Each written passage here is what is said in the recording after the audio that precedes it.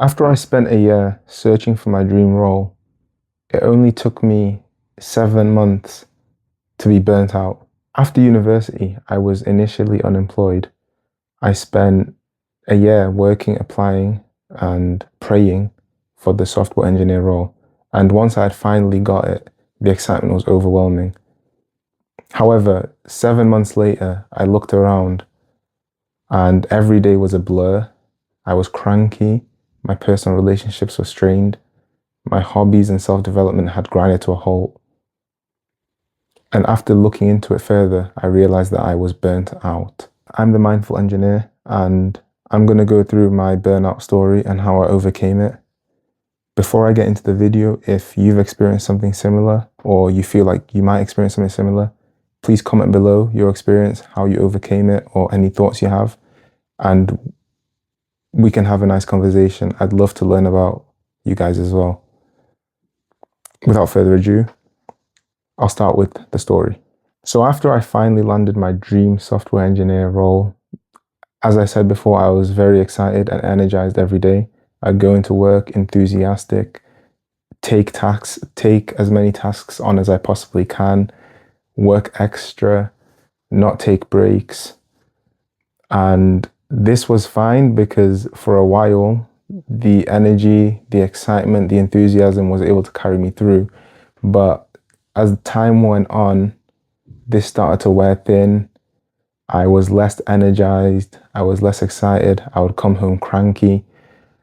And after realizing that my personal relationships had strained, I sat back and reflected on everything that I had done in the last 7 months and how I was feeling.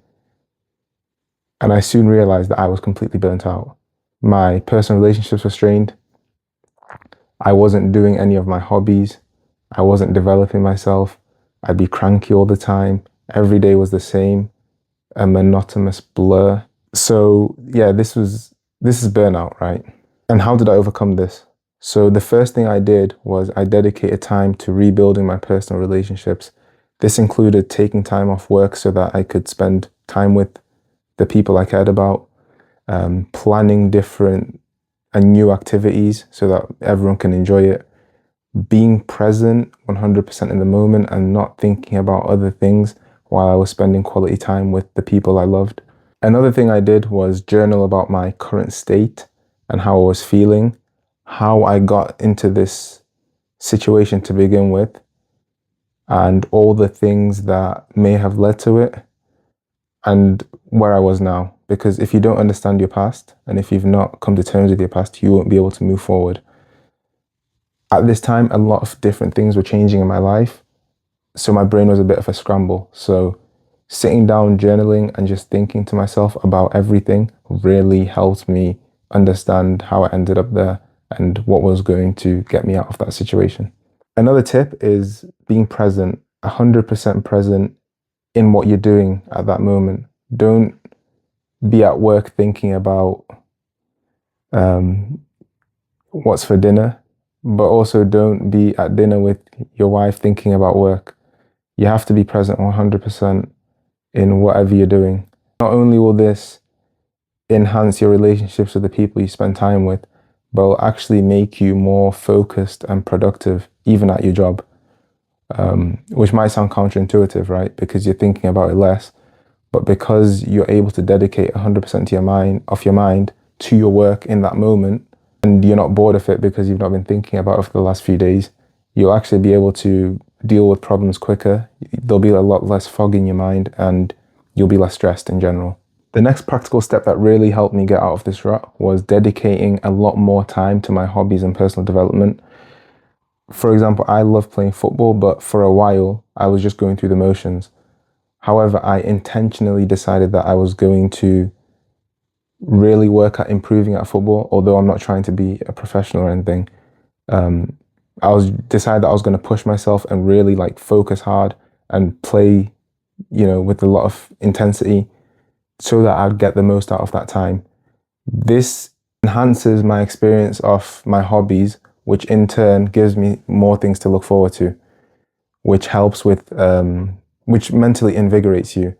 And this doesn't just have to be a physical activity. This can be a mental activity, like language learning, for example. I also do that as well.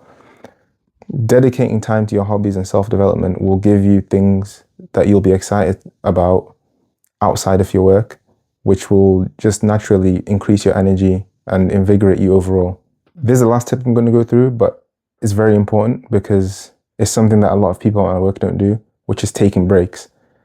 Initially, in my role, I wasn't taking many breaks, but then I realized that this was actually hurting my performance. So I decided that every hour or so, I'd take a break, whether this is just walking around, getting a coffee. I would just take a break, take my mind off my work. And this has a double benefit. Not only does it improve your performance because it's taking you out of the box, which is your computer screen as a software engineer, but it's also allowing you to break up the monotony of the day. Because some days are very similar. And if you're constantly in there for 8 hours straight, this will just make you stressed and just lead to burnout. So taking breaks is very important, and it's something I highly recommend for everyone. Now, if you've watched this far and you've experienced burnout or you feel like you're approaching that, please share your experience down below in the comments. I'd love to talk to you, to all of you about this. Like, subscribe, and share with someone who needs to see this. Stay mindful, stay grounded, and I'll see you in the next one.